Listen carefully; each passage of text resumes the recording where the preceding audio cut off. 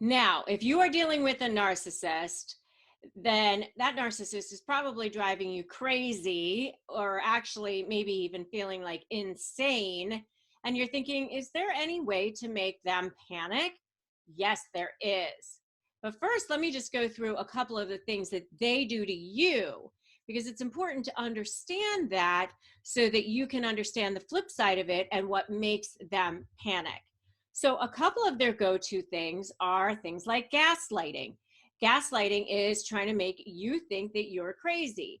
And what they do is they'll say, oh, we talked about that, or don't you remember that, or no, that's not how that went, something like that. And shifting what they said, shifting what you guys talked about, shifting what you said, so that it meets their agenda, which is to manipulate you and to make you think that you're crazy. So gaslighting is definitely one of their favorite tactics.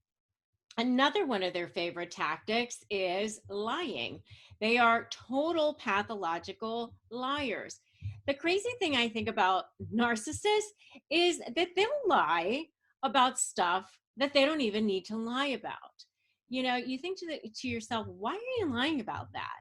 You don't even need to lie about that. But the thing is that narcissists think that they need to manipulate everything. They don't believe that they can get anything just in a normal way. They feel like they have to lie. So they will lie about even things that are readily verifiable, which is the thing that's pretty crazy. And in a lot of my other videos, I talk about making sure that you document everything that you do, because they will eventually contradict themselves. They will eventually put things in writing that are completely contradictory to what is actually happening or what they have said before. Now, they'll have some explanation for it, but that doesn't mean that you won't eventually be able to use it against them. Okay, so number two thing that they do on a very regular basis is lie. The third thing they try to do a lot of is intimidation tactics.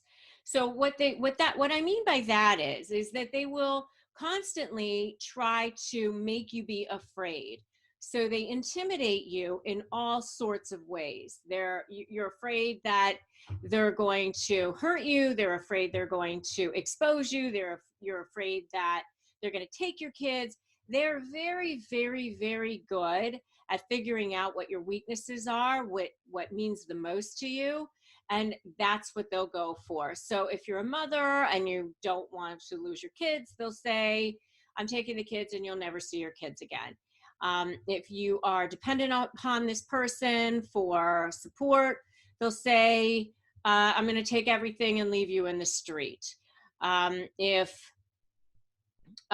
you want money from this person, then they'll use that against you. So whatever they can use against you, they will, and they'll scare you into thinking like, oh my God, my life is going to be so terrible if I cross this person. And there's all different types of intimidation tactics that they use. Some are more violent than others. If they're more of a malignant type of narcissist, some of them are a little bit more stealth if they're like a covert narcissist. But all narcissists use the same kinds of tactics for the most part. Gaslighting is definitely one. Lying is definitely one as well. And intimidating you in some ways is one as well. And another thing that they often try to do is triangulate. This is where they get their flying monkeys involved, and they get you to believe that all these other people have lined up a side by side with them, supporting them. And if you cross this person or you come out and try to expose them in some way, then you're going to be the one that looks crazy, and you're going to be the one that looks insane, or you'll lose all your friends, because everybody believes that this person is absolutely wonderful. And so obviously you're the one that must be insane. So the term flying monkeys comes back from the Wizard of Oz, and it was when the Wicked Witch had her flying monkeys on her side. And that's what narcissists do. They all do it. They all try to make you think that they're like so close to all these other people. And so therefore you shouldn't come out and try to say anything bad about this person because everybody else thinks this person is amazing. These are just a few of the things that they do. If this is all sounding all too familiar to you, go ahead and give me a totally in the comments. And if you are dealing with these things with the narcissist, which I'm sure you are, make sure you check out my video on self-care when coping with a narcissist. I will drop a link to that below. You want to make sure that you're taking care of yourself when you're dealing with a narcissist. I'm sure all these things sound really familiar to you, but in the end, okay, great. What can you do about it? So here's the not so secret about narcissists. That is that they are actually the most scaredy cats on the planet. They have no sense of inner value. I've often said they're like the chocolate Easter bunnies that are hollow inside. They have no sense of internal value whatsoever. So they've got to go and get all of their sense of value from the external. And that's what we call narcissist supply. It's in the form of compliments, money, prestige, you know, whatever it is that they can get to get attention for themselves on the external. But the thing is, they're super afraid. So if you push back on them enough, they will back down. So what causes a narcissist to panic, to feel stunned? Number one, brutal honesty. They expect, because they're pathological liars, that most people lie too. They really just expect that everybody else is just as bad as they are. They don't understand what it's like to be a normal person. They've never been one, so they don't get that. They don't get that people out there actually have integrity. They understand the concept of it, but they just really don't believe that anybody else has it. So if you're just brutally honest with them, it kind of stuns them and they're not exactly sure what to do with that. So for example, like if they, you know, a covert narcissist is all often sick. That's one of the things that they do. They have this whole shtick that they're unwell in some way, they can't work or whatever it is. You know, there's always some reason to feel sorry for the covert narcissist. And so, you know, if one day they're super sick and then the next day they show up at something fun, something that they want to actually be involved in, because of course they don't want to miss out on getting attention for themselves, you know, just without any kind of sarcasm or attitude or whatever, just say, oh, I'm so surprised that you're here. You know, you said you were so sick yesterday. And you have to be careful, because if you say with any kind of tone whatsoever, they're like super sensitive. They can, you know, they can sense it no matter what level of sarcasm it is. They'll feel it, they'll sense it, even if it's not there. They might think it's there. So just make sure you're really saying it like as if you're reporting the news. I always say, like, just the facts, ma'am, right? Just, oh, I'm surprised you're here. You know, you said you were so sick yesterday. They won't know what to do with that. So brutal honesty is number one. Okay, number two is pushing back. This is something that they don't expect, especially if you are used to giving in and acquiescing to whatever it is that they want. They will be really surprised, and it will make them panic if you push back against them. If they start to realize this person they thought they had total control over is no longer listening to everything that they do or doing everything that they say or buying into everything that they're selling, it will stun them and it will start to panic them a little bit, because they'll be going, what's going on here? Why is this person pushing back against me? Something like that. Okay, so that's number two. Okay, and number three is exposing them. They do not want to be exposed for any reason whatsoever. If you really want to throw a narcissist into panic mode, let them think that they're going to be exposed, or actually expose them. If they're flying monkeys, find out who they really are. Or if somebody that they respect gets to see some side of them that they don't want seen, then that's a really huge way to make a narcissist panic. So for example, in a mediation situation, if um, you know something about the narcissist that they don't want the other side to know. You might subtly say like that fact is going to come out. In my world, it could be that the person has a sexually transmitted disease and they are a doctor in the community. They probably don't want the world to know that. So, especially if they got it by cheating on you and everything else. So, sometimes, not going to court can be a huge motivator for a narcissist. It can really make them panic if they think that, the world is going to see things about them that they have taken painstaking efforts to hide and make sure nobody else knows. So, number 3 is exposing them. Okay, and number 4 is losing control in any way. So remember what we talked about, that they're the most scared people on the planet. They're really like the bullies, you know how in A Christmas Story, that old movie, that the little boy fought back against the bully and then the bully ended up running away. You're really just figuring out what their level is, and they're doing the same thing to you, by the way. So every time you push back a little bit against them, they'll act up even more. They'll do more of their lying, more of their control tactics, more of their intimidation, more of their narcissistic rage. It will spurn them because they'll think, okay, I just need to clamp down a little bit harder against this person so that they'll behave and get back under my layer of control. Or they might start love bombing again and then devaluing, love bomb, devalue. They'll start, doing this campaign of love bombing again because they're trying to get you back into their layer of control. They're panicking. So losing control is something that really sends them into a tizzy. The reason they do all the things that they do, gaslighting, manipulation, lying, all the things that I talked about at the beginning of this video, is because they're trying to assert control over you because they are so insecure underneath. And the way that you can make them panic is by having them lose some of that control. And, just like if you have a 2-year-old that has a tantrum, they're conditioning the parents. It's like, okay, if I scream loud enough, if I have enough of a tantrum here, if I cry loud enough, then mommy and daddy will give me what I want. And if you give in, as a parent to that child, then they'll know next time I just need to scream louder, I just need to scream longer, and eventually they'll give in to what I want. So what the narcissist is doing is trying to figure out at what level do I need to act at to get this person back into my layer of control.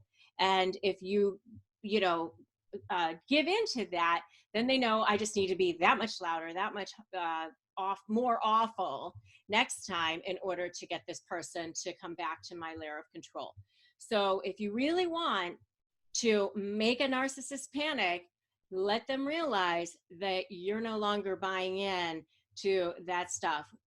When they start losing control, that's when they super panic. 6 ways to scare a narcissist out of your life. It's time to scare a narcissist out of your life. They usually have you running scared, right? Because that's what they want to do. They want to scare you. They want to intimidate you. They want you to be the one who's feeling nervous and scared all the time. Okay.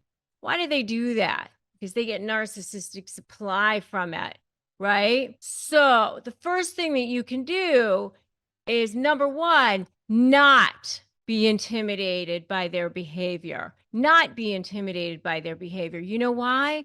Because they're actually way more afraid of you than you are of them. That's the not so secret. They're the scared little person inside, and they don't want you to know it. So the minute that you're not intimidated by their behavior, they're like, hey, what's going on here? Because there's certain types of people that the narcissist respects. And I want you to check out my video. This is the only kind of person that a narcissist respects. Check out that video and you will see what I'm talking about. So number 1, don't be intimidated by their behavior, and you will start to see how things will shift. I know it's scary at first, You will see. And closely related is number 2. Start not giving into their demands. When you start not giving into their demands, you're starting to shift the dynamic. You're starting to not be conditioned by them anymore. What happened was at the beginning of the relationship, they started conditioning you. They started to say, hey, here's how things work. They started to do things. They started love bombing you. They came along, they were perfect, they were wonderful. Rockets were going off, things were lining up. They were soulmates to you, whether it was a business relationship, whether it was a personal relationship, either way. I was in a business relationship with a narcissist. It was the same thing. Everything was wonderful. Everything was perfect.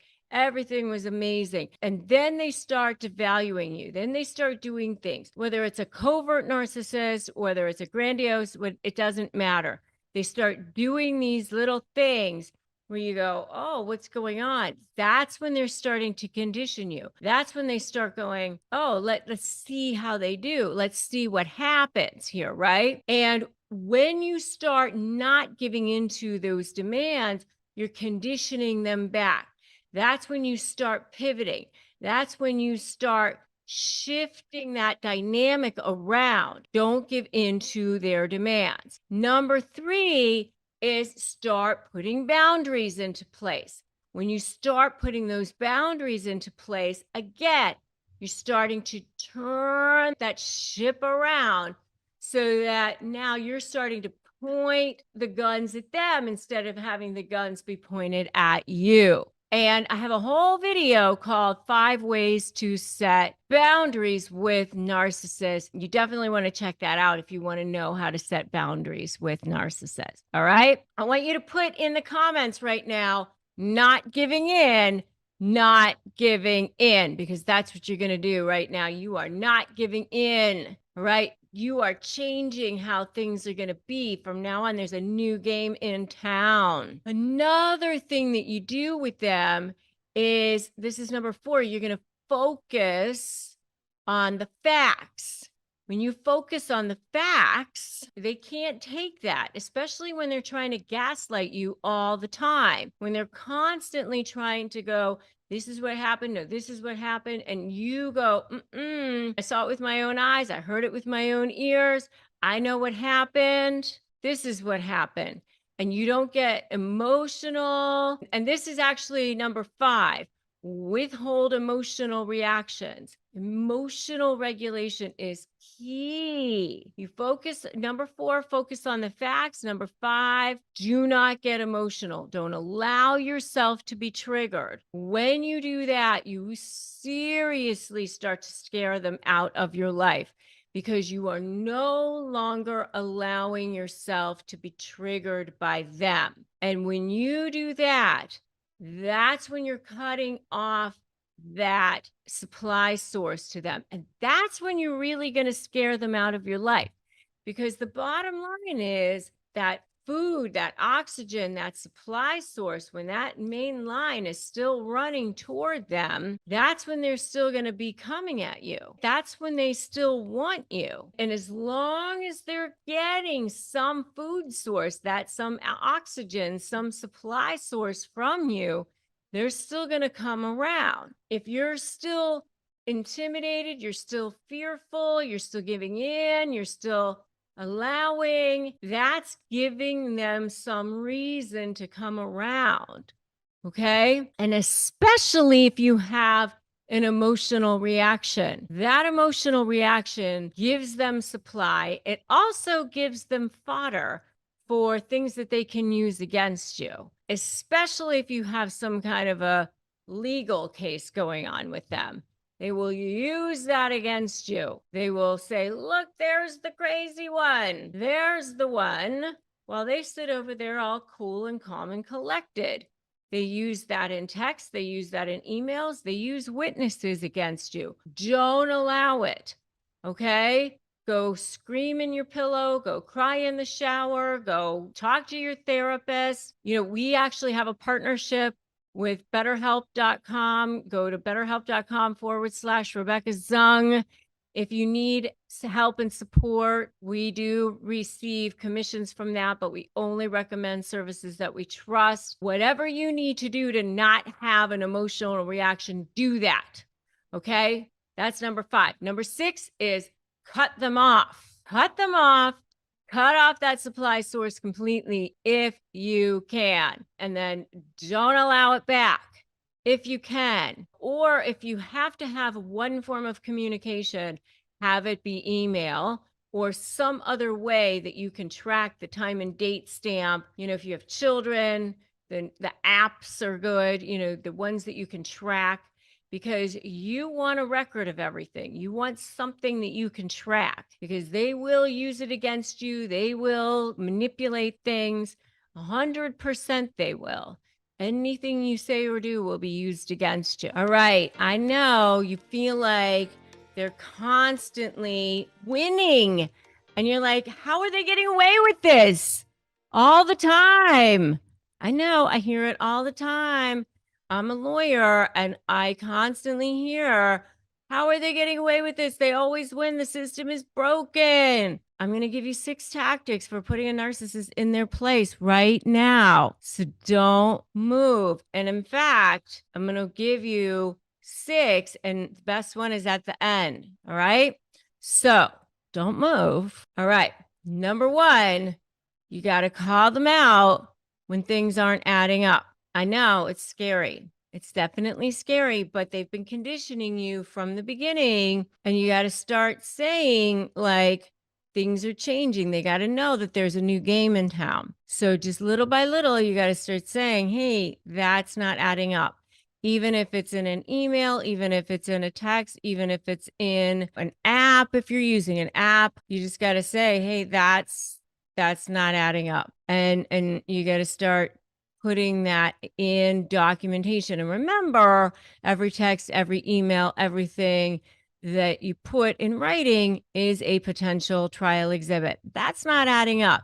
So number 1, call them out when things aren't adding up. Going through 6 tactics for putting a narcissist in their place. And this is something that you want to start doing. So number 2 is, remember, you don't want to give them narcissistic supply, right? So number 2 is you don't react to their bait.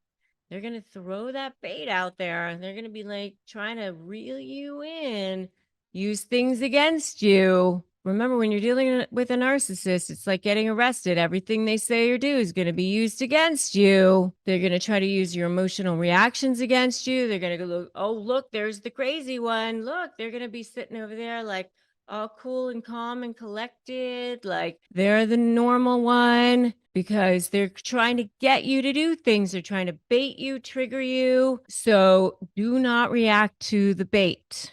So hard, I know, but as soon as you do, they'll use it against you. So don't react. Number 3, the number 3 tactic for putting narcissists in their place is get them to lie and then flip it against them. You got to get them to lie. You got to bait them, right? So they're laying bait against you. Now you got to do the same thing back against them. And I have a whole video on what happens when you catch narcissists in lies. This is what you can do, right? You want to nab them. So get them to lie and then flip it against them. I have a whole video on this. You want to nab them. I want you to put this in the comments right now. Nab them. All right. So get them to lie and flip it against them. This is tactics for putting narcissists in their place. You want to do this, right? So the next one is act like you don't care. You don't care. This is a step beyond not reacting to their bait. This is literally, you do not care what's going on with them. Like, okay, like, I don't even know your name. Who are you again? What? Do whatever you're going to do. Like, that is how you are. Okay? I don't even care what you're doing right now. That's the next one. Okay? 6 tactics for putting a narcissist in their place. They're trying to get supply from you. You are cutting off their food source, their oxygen. That is what supply is. That's number 4. Number 5 tactic for putting a narcissist in their place is creating invincible leverage, right? Strategy, leverage, anticipate, focus on you. That is my SLAY methodology. That's what I teach. That's my program. You are creating invincible leverage. That is what you need to do. That is how you're going to put a narcissist in their place. Part of getting them to lie and flipping it against them. That's why you need to go watch that other video, right? But you're going to create invincible leverage. I actually have a whole video on how to create leverage too. You can definitely check that out as well. All kinds of free stuff on this channel. That's why you need to subscribe and hit that notification bell. All right. And number six is be offensive and not defensive. Offensive. Never defend yourself. Okay. I have a little video on that too. Don't defend yourself. Don't do that. Because as soon as you defend, you're like giving them, you're saying there's an issue. Don't defend, be offensive. So that's number 6. By the end of this video, you're going to have 10 phrases to shut down those narcissists. All right. So number one is, I can see that you are upset. I like this one because you're just observing to them. I also like this one because it also helps you to kind of divorce yourself from it, step away from it so that you can sort of breathe and put a little bit of space between you and that emotion so that you are just kind of like looking at it, you're just observing it as if you are now a third party observer. Like it's just something that you are seeing, but you're not actually engaging in it. And it's not really part of you. It's just something that you're watching. I can see that you are upset. I can see that this is something that you are angry about. I can see that maybe this is something that we need to talk about later when you are more calm. So it is a great way for you to also step back, but it is also a way to shut them down in that moment. So that's number 1. Number 2 is a way to take it so that they don't feel so like isolated, because narcissists don't want to feel called out. So number 2 is we can both work together on this. Now, I know what you're thinking. I don't want to work together with a narcissist on that. I know you don't want to, but all I'm saying is they don't want to feel called out. So sometimes you have to make them feel like we're all together and we're on the same side and we're doing this together, so that they don't feel like they're being called out. Even if you're not necessarily doing this, remember what I always say, ethically manipulating the manipulator. So even if you don't feel like it, sometimes you have to take your ego out of it, and you can say things like, we're working together on this, just so that they feel like they're not being called out on this. Okay, so that's number 2. We can both work together on this so they feel like it's a we instead of a you. Right? So that's number 2. Number 3 is I hear you. Hey, all people want to feel seen, heard, and know that they matter, but narcissists especially. What do they need more than anything? They want to feel like adulation, so sometimes you got to do what you got to do to give them that. And, I call it bartering. Sometimes you hear it because, being called like narcissistic fluffing. You got to fluff up their ego a little bit, like you're fluffing up a pillow. I always say you don't do this all the time. And you have to be doing this strategically, because I know some of you have given and given, like you got nothing left of yourself to give. So you have to make a choice where you're only doing this, where you're saying, I'm making a decision to do this because I'm going to do this right now in order to get something in return. So sometimes you need to say, I hear you in that moment, because you are going to get something in return at that moment as well. And this is especially true when you are in a negotiations setting, for sure. All right, so that's number 3. Number 4, I like this one too, because especially when the emotions get high and intense and red hot, how do you calm them down? You can say things like, I have no right to control how you see me. Okay, fine. You can say whatever you want about me. I have no right to control how you see me. You know, the old sticks and stones can break my bones. You can say whatever you want. I have no right to control how you see me. So you can say whatever. And it's great because they're starting to recognize at that point that you're not going to be moved by how they perceive you or the things that they say about you. You can say that I have no control how you see me or the things that you say. And that will kind of shut them down because they're starting to realize that they're not getting an emotional rise out of you, which is the thing that they want more than anything, because that's the payoff for them. When you get upset, that gives them narcissistic supply, and then that's the payoff that they want. Okay, so when you don't give them that, then they don't get that payoff. So that's number 4. Number 5, I'm not upset with you.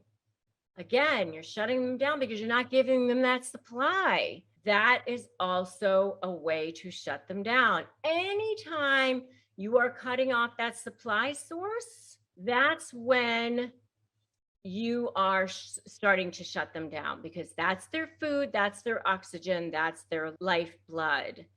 And they're always trying to say things to trigger you, to try to get that supply out of you, to try to get that rise out of you, to try to rile you up. If you want to know more about the kinds of things that they say, you can definitely check out my video called Narcissist Favorite Catchphrases, because there's a lot of things that they say to try to get you riled up. All right. Number 6 is your approach is not working for me. You know, the kinds of things that you're saying, the kinds of things that you're doing. If you're trying to get something from me here, whatever it is that you're trying to get me to do, you know, it's not working for me. So, you know, you're not going to be getting what you want from me. So perhaps you might want to try a different approach. So that's number 6. Number 7 is, you can disagree with me, but you have no right to disrespect me. I like this. I used to have to say this kind of thing to opposing counsel sometimes when I was litigating on a regular basis. Like, we can disagree without being disagreeable. You can disagree with me, but we don't have to be disrespectful. We can disagree, but perhaps we just need to take this up with the judge. You know, I mean, I used to have to say this kind of thing to other lawyers. But, you know, when you're dealing with narcissists, they love to go low. They love to do the low blow thing. They love to make it personal right away. And it's up to you to set that standard, to set that bar, because they're not going to do it. You have to do it. I mean, you don't get your goals. You set your standards. You do. And, you know, they start treating you based on how you've allowed them. I mean, you know, they've conditioned you to a certain extent. And so you have to kind of recondition them based on how you're going to allow yourself to be treated. So just decide, you know, hey, you can disagree with me, but you don't have the right to disrespect me. So I want you to start right now by writing respect me in the comments below. That's where you're going to start. Number 8 is, what you are saying does not align with the facts. What you are saying does not align with the facts. I don't think I need to say anything more with that, right? You mean, sometimes they don't even necessarily care, because narcissists just lie. Sometimes they lie about things that are readily verifiable and things they don't even necessarily need to lie about, which is pretty crazy to me. Next one is, I agree with you. I love this one because you can even agree with things that aren't even necessarily where you're agreeing. Like, you can say, I agree with you that we are never going to agree. I agree with you that that's your opinion. I agree with you that that's what you think. I agree with you that that's what you believe. So that is number 9. And number 10 is goodbye. Number 10 is I'm walking away. Number 10 is see ya later or never. That's really the best one, honestly. I mean, when you can get to a point where you are not ever having to talk to this person ever again in your life and you can really shut them down completely, that's really the best, honestly. I mean, not everybody can get to that point. There are times in your life when you do have to continue to have this person in your life. I get that because of, children or family, or maybe, there is a business or there is, stuff that's going on in your life that it's impossible to completely walk away. Let's jump into it. 6 top lies all narcissists want you to believe. They think you're buying this stuff, right? They think you're buying it because they're so charming and they're so charismatic and they come on with their love bombing and they come on with their thing and they've got their lines and their stealth and their manipulation. They think that you're buying this stuff right from the beginning. We do. We do. I fell for it too. I did too. You know why? Because they're that good.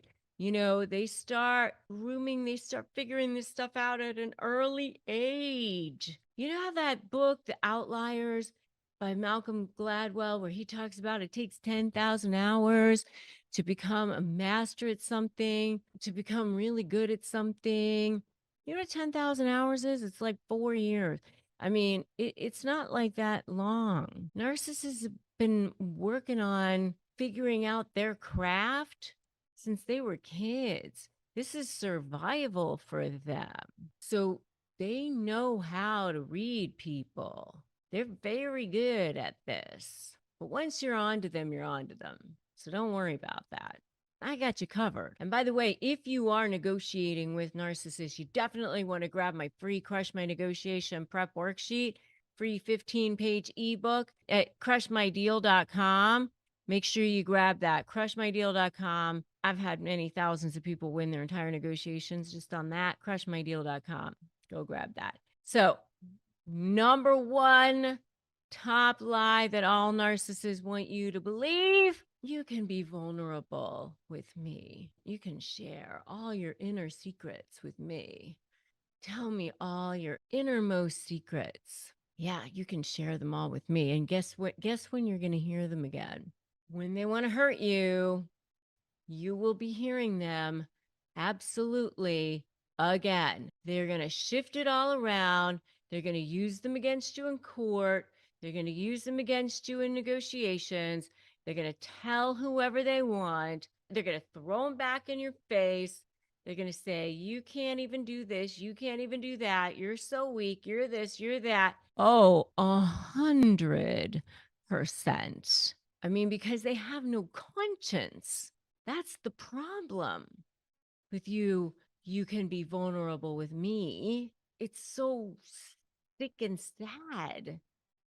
That's what they'll do. Other people are like, I would never. I mean, I know I would never use somebody's most awful things against them. It wouldn't even occur to me. It would actually make me nauseous to even think about that, but they would do it. I don't even think about it. They do.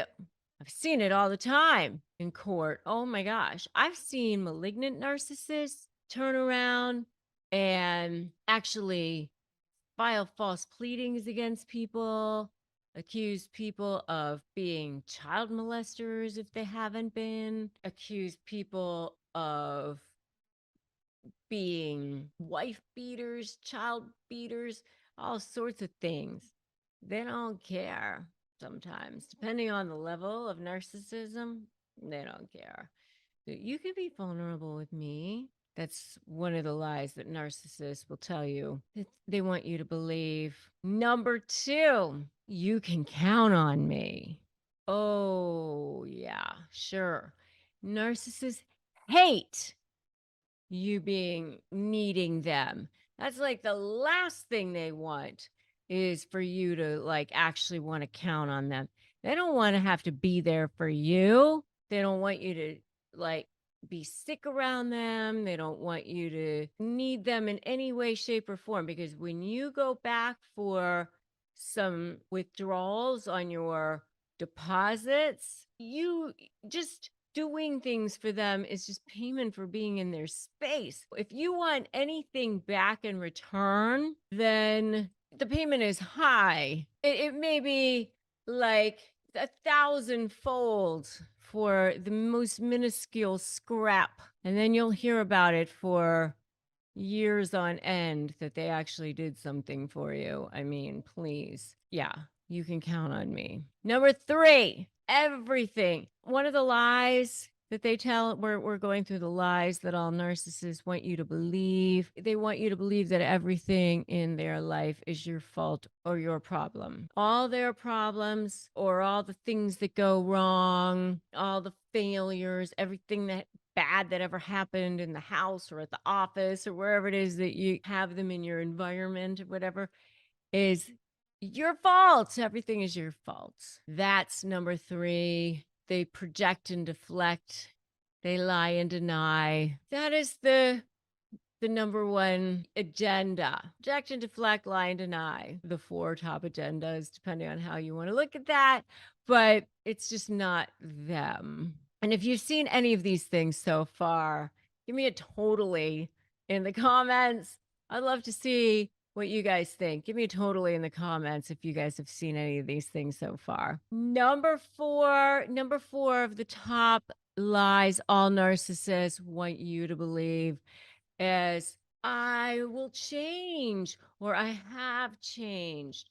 You're going to see everything is different. You know, this is the big old future fake. This is whether you're dealing with them at work or in a marriage or a relationship. You catch them in a situation or, you know, something happens and you go to marriage counseling, then everything is going to be different now, that sort of thing. I've changed, I will change, everything is different. I feel like it's almost like they're holding their breath, holding on tight for a period of time because it's like, how long do I have to engage in this charade until I can go back to being my normal self and let out my breath? And then once they do, hell hath no fury because they go right back to being the way they used to be and then worse because sometimes they want to make you pay. They're angry, resentful, and upset that you made them do these things that they didn't want to do in the first place. It's not even worth the I've changed, I will change little phase a lot of the time.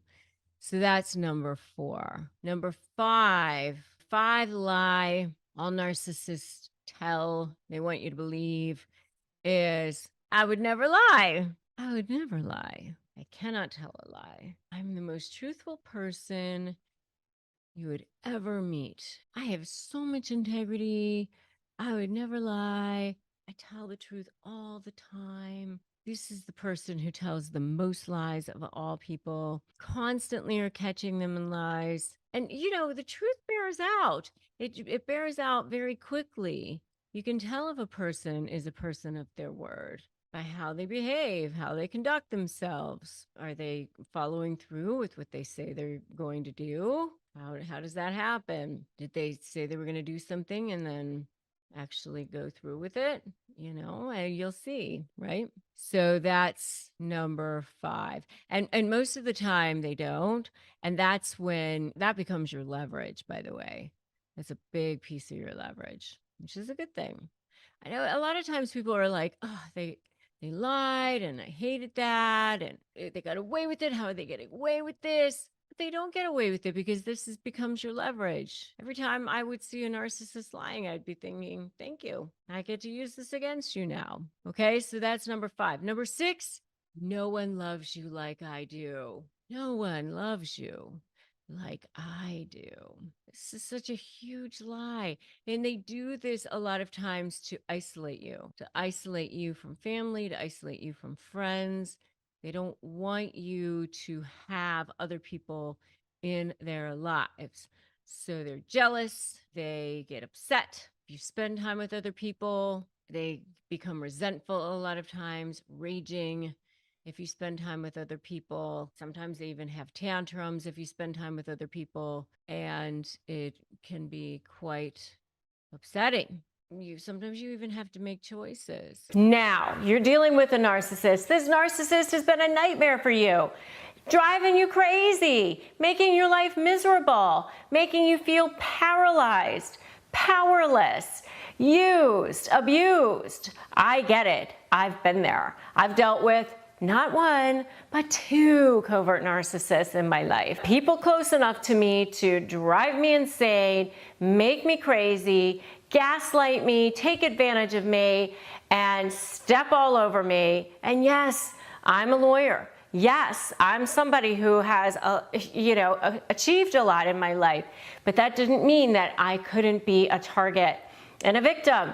It didn't mean that I can't become a survivor and thriver, which is what I've become. And now, since I've represented thousands of people who've dealt with narcissists in their divorces, I've also had to deal with them as opposing counsel or even deal with them as clients sometimes. And in my personal life, I've devoted my life to helping you with this nightmare because they are a nightmare. No doubt about it. They make your life a living hell. And so how can you turn those tables and actually make their lives a living hell? Make them crazy? Is it even possible? It absolutely is. This is a strategy. I have a whole course on how to negotiate with a narcissist. It's called Slay Your Negotiation with a Narcissist. And Slay actually stands for strategy, leverage, anticipate what the narcissist is going to do, and focus on you. So I would say the things that you want to do to make a narcissist miserable and become their worst nightmare is within the context of a strategy and within the context of developing leverage, because leverage is the thing that you're ultimately going to be using to squeeze and motivate that narcissist into doing what you want them to do and coming to reasonable conclusions so that you can actually resolve your issues with them. So yes, you can become a narcissist's worst nightmare, but I highly recommend you use it as part of a strategy and then ultimately get out of the relationship if you can. What's the number one thing that you can start with? You got to hit them where it hurts. And where is that for a narcissist? It's all about their supply source. So for a narcissist, they live on supply. Supply is their oxygen, it's their food, it's their lifeblood. Supply is anything that feeds their ego. So yes, they can get supply from the normal things that feed people's egos, like having a prestigious job, having lots of money, having the right car, the right house, the right wife, the right husband, living in the right neighborhood, and on and on and on. Okay, so yes, all of those things can give a narcissist supply.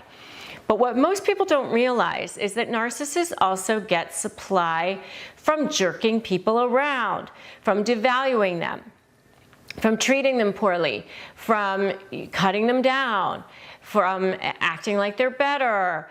All of those things also is a form of supply for the narcissist. So the trick in hurting them and becoming their worst nightmare is figuring out what source of supply you can interrupt, or you can threaten to interrupt, or you can threaten to take away. And so what is that for a narcissist? Most of the time for a narcissist, it's going to be all wrapped up in how they look to the community, how they look to the world, how they look to people they respect. Maybe it's a judge, maybe it's their lawyer, maybe it's other people in their world, like their boss or their clients or friends or people in the neighborhood or people on the same board that they are, or whatever it is. But they really want to make sure that they look good. Interrupting or threatening to interrupt, even better is to threaten to take it away, because that's where that leverage point is. That's where you're kind of riding that line of, you know, the leverage. Because once it's already gone, then it's gone. So it's even better for them if you can threaten that supply source. Number 2 is demonstrate their lack of control over something, because obviously narcissists want to have control over everything. So if you let them know that you're no longer controlling them, you're no longer controlling another person, you're no longer controlling a situation, then that will drive them absolutely insane. That's when you'll see the love bombing start back up again, the hoovering back in.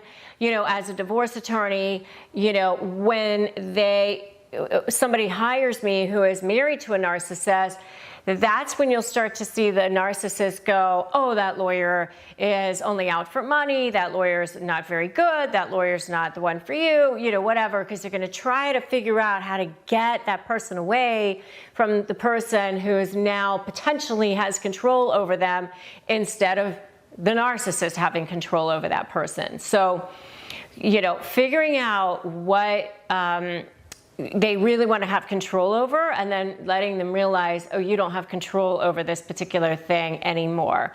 So that's another really good way of becoming a nightmare to a narcissist. And if you are so ready to turn the tables on that narcissist in the way that they've done to you, give me a turn the tables in the comments. Number 3 is one of my favorites, which is live a happy and successful life without them.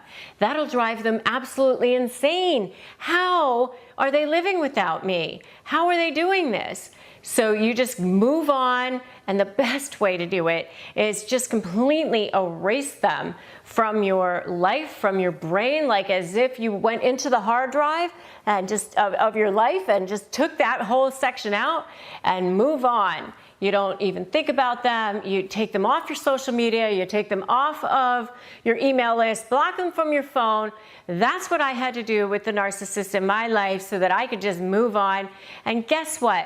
Live your happy and successful life, but live it without even thinking about, geez, I'm going to be making that narcissist crazy by living this happy and successful life, because then you still are like giving them energy, and you know, you don't want to continue to attract that person into your life. So the best way is just to actually move on, and that will drive them crazy, by the way. So you will become a nightmare because you escaped.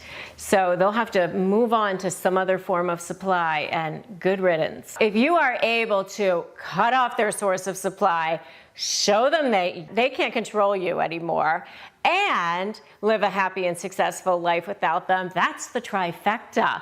Now you've totally become the narcissist's worst nightmare, and the biggest bonus is you get to move on and you get to have your own life back. Even better than being the narcissist's worst nightmare is you having your life back. Now, if you're dealing with a narcissist, you may have learned all about the different phases of a narcissistic relationship, including love bombing, devaluing, and discarding. And if you want to know more about that, you can definitely check out my videos on those. But basically, when you're dealing with a narcissist, you're dealing with a person who has no sense of self. They're really just almost like a shell. And a lot of what they do is wrapped around trying to cover up the fact that they have no sense of self. And I'm not saying that they don't have inherent value as human beings, as souls on this planet.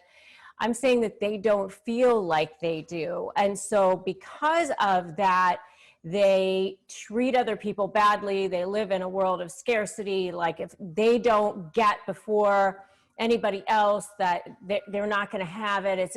They're in a world of survival all the time. So how that manifests itself is how they treat other people is just horribly, because they just feel like if they reach out at all, if they give at all, then they won't get that. Somehow their own whole world will not be right, that they'll start to collapse. And so how that collapse starts to happen for them is when they start to see things unraveling. So narcissists live on something called narcissistic supply. And if you haven't checked out my series, the Narcissism 101 series, check that out, because in that series, I go through all of the basic terminology, the kind of basic information that you need to understand how narcissists work.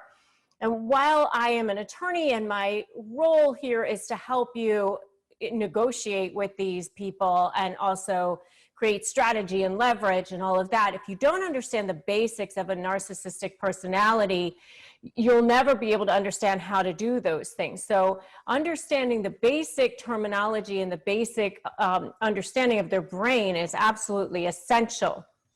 So talking about how they act in a time of collapse is going to be important, but leading up to what happened, how does that collapse happen, is also going to be really, really important. So when you're dealing with a narcissist, you're dealing with a person who spends their entire lives trying to cover up things, trying to put on this show that is basically trying to be a masquerade so that people don't see what's really going on underneath that shell. And, you know, and they're also constantly trying to grab everything they possibly can to make themselves feel better, look better, feel more important, look more superior to others.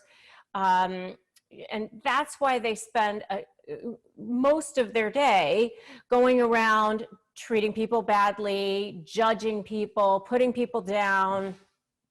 And the only reason why they're ever nice to somebody is because they're constantly trying to manipulate people into getting under their web of control, because then that makes them feel better.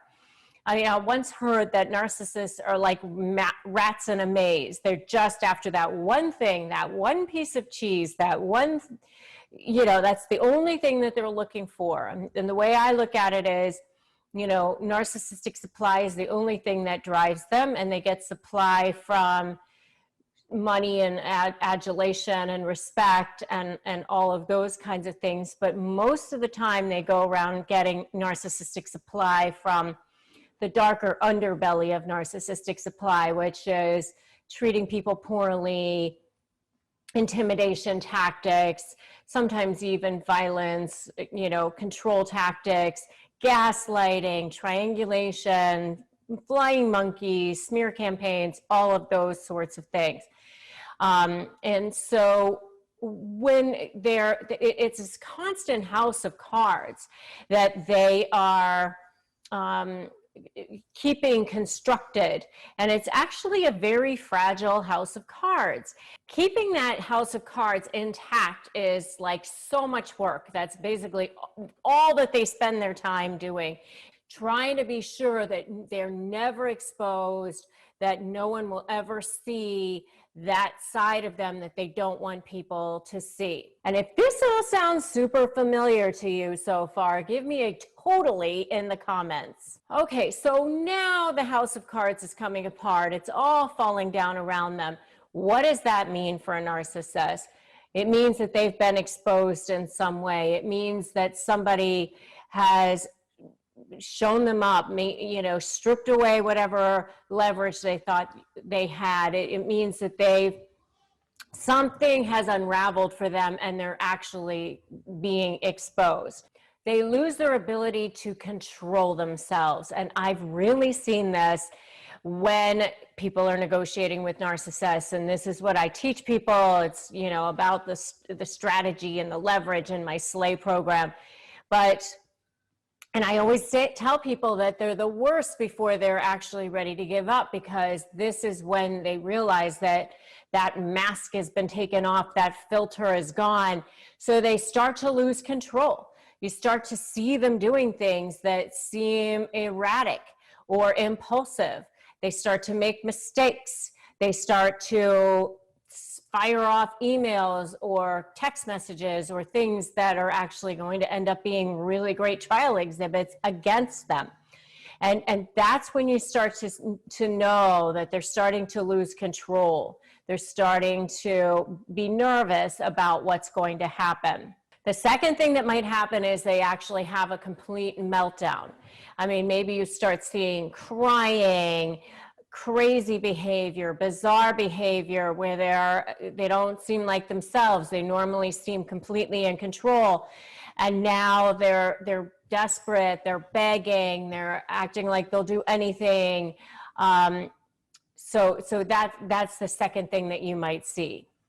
The third thing that you might see is hoovering.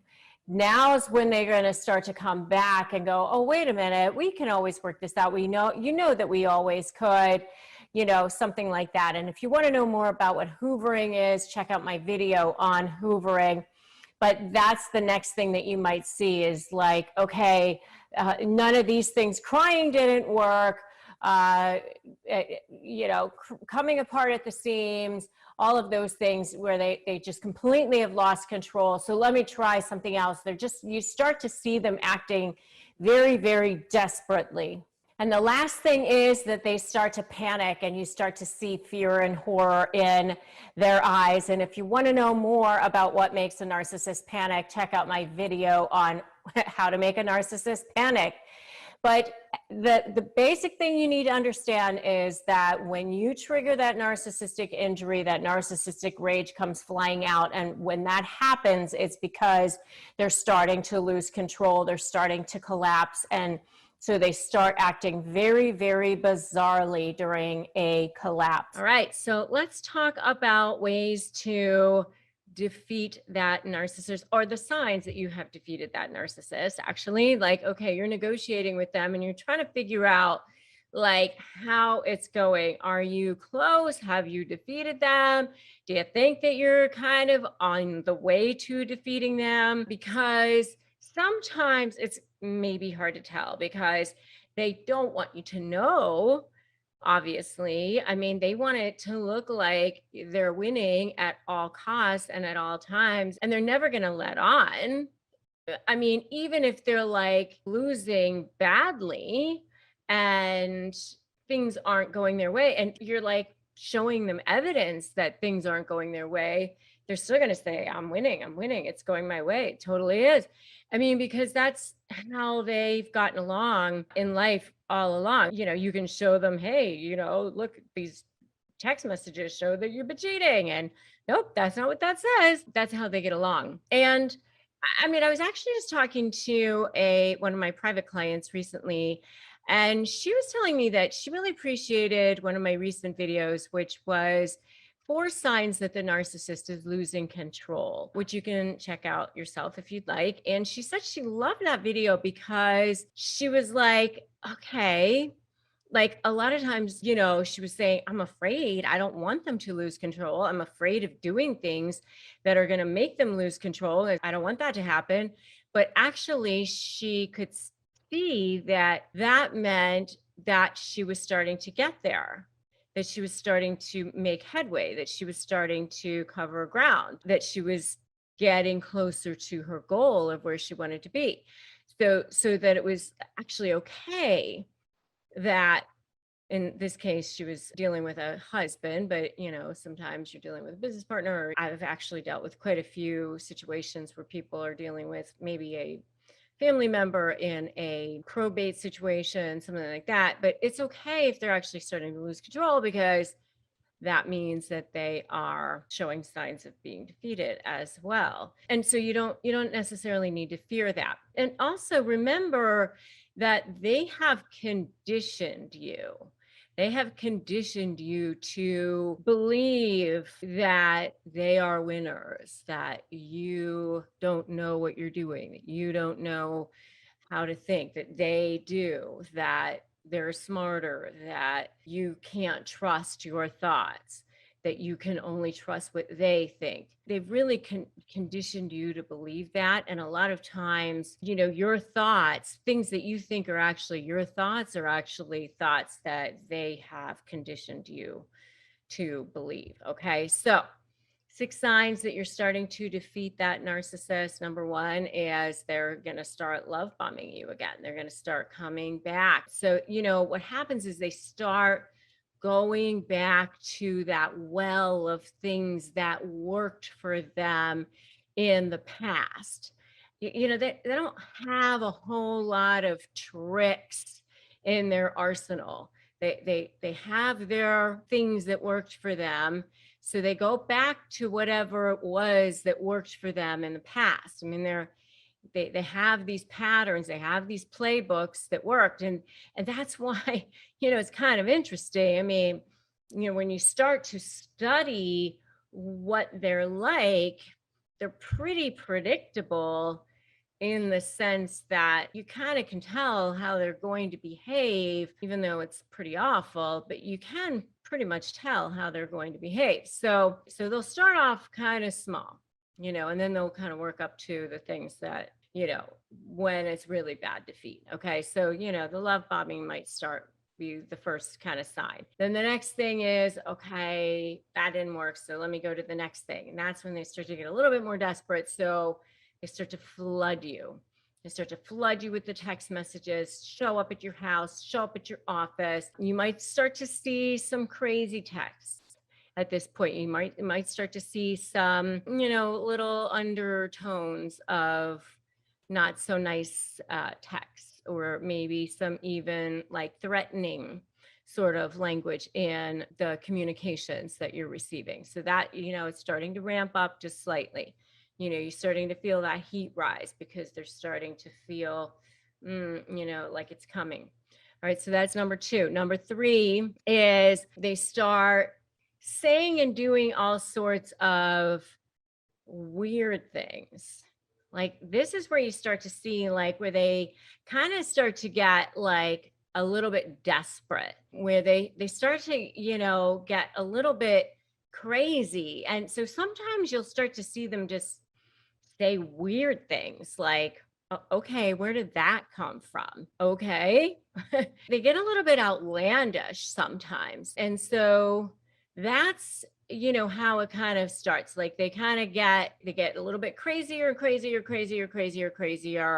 and until they're just, full crazy and into collapse, and they've just become undone. And, by the way, the mini series with Hugh Grant and doing great example of that whole thing. And I actually did a whole video on that if you want to check it out. Really great example of that whole thing. And so, okay, so those first 3 are all about them. It's all about the narcissist themselves. And so those are all signs that you've defeated the narcissist, and that's about the narcissists themselves. So the last 3 I want to kind of focus on, signs you've defeated the narcissist. I want to focus on you, signs that you've defeated the narcissist, but focusing on you, because that's really when you know that you've defeated the narcissist, because you feel it on this side of the fence. All right. So number 4 is, that you've defeated the narcissist because you're no longer emotionally triggered. It's like they say things that normally in the past would have gotten you all like upset. It's like, Superman with the bullets that just pop off your chest, or Wonder Woman, they just like went right off your wrist, and you're like, did somebody say something? I thought I heard something, but nothing. I got nothing. It didn't even like faze me at all. Nothing. Like when you're not emotionally triggered by that at all, you've actually defeated the narcissist. Okay. That's number 4. Number 5 is you get what you want. You get what you want in the negotiation, but you've taken your ego out of it. What do I mean by that? That means that you've ethically manipulated the manipulator. They think they've gotten away with something. You've let them on to believe that they won, that they got something out of you, and you actually manipulated them into taking exactly what you wanted them to take. So, and you do your best Meryl Streep or Al Pacino or whatever it is, and you went, oh my God, I can't believe, oh, this is all terrible, whatever. And because you took your ego out of it, because you know what, they have to feel like they won. And that's how it goes. It's okay. It's fine. That's going to be how it is. You have to let them think it's their idea or whatever it is. Okay, so that's number 5. Number 6, the last one is, this is the best one, really. And that is, you no longer have any fear. You no longer have any fear in interacting with them whatsoever. Not only it's no emotion, you have no fear in interacting with them. You receive emails from them, you see them, you talk to them, you have no fear. And I get so many emails from people who've done my programs, who've watched my videos, all the things that I've told you guys to do. And then you tell me that that's the miracle. Yeah, you've gotten the outcomes you wanted, all those things. But the miracle is that the fear has disappeared.